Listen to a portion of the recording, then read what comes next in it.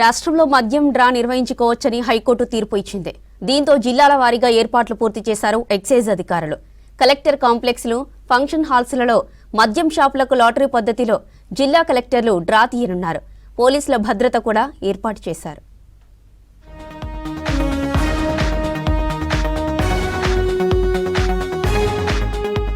మద్యం షాపులకు డ్రా తీయటానికి అనుమతి ఇచ్చింది హైకోర్టు. దీంతో ఎలాంటి అసౌకర్యాలు కలగకుండా మద్యం షాపులకు డ్రా తీయటానికి ఏర్పాట్లు చేయాలని ఇదివరకే అధికారులను ఆదేశించారు prohibition and excise commissioner Harikiran.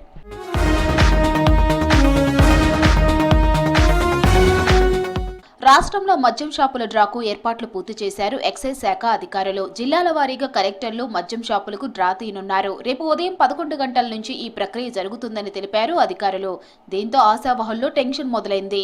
తమకే రావాలని కోరుకుంటున్నారు మద్యం టెండర్ వేసిన జనాలు.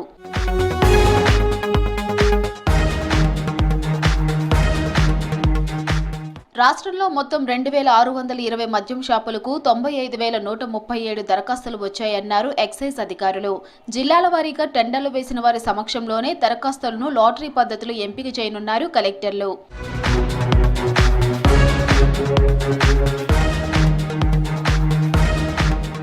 హైదరాబాద్లో 82 షాపులకు 3,201, సికింద్రాబాద్లో 97 షాపులకు 3,022, ఆదిలాబాద్లో 40 మద్యం షాపులకు 771 దరఖాస్తులు, కొమరంభీం ఆసిఫాబాద్లో 32 షాపులకు 680 దరఖాస్తులు వచ్చాయి.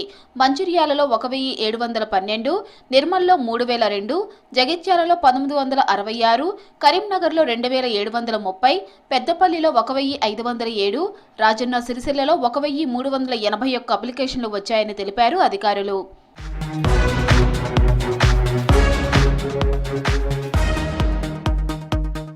అత్యధికంగా శంషాబాద్లో 100 షాపులకు 8,536, సరూర్ నగర్లో 7,845, మేడ్చల్లో 6,063, మల్కాజ్గిరిలో 5,168, నల్గొండలో 4,906, సంగారెడ్డిలో 4,432, ఖమ్మంలో 4,430, కొత్తగూడెంలో 3,922 దరఖాస్తులు చేశారు.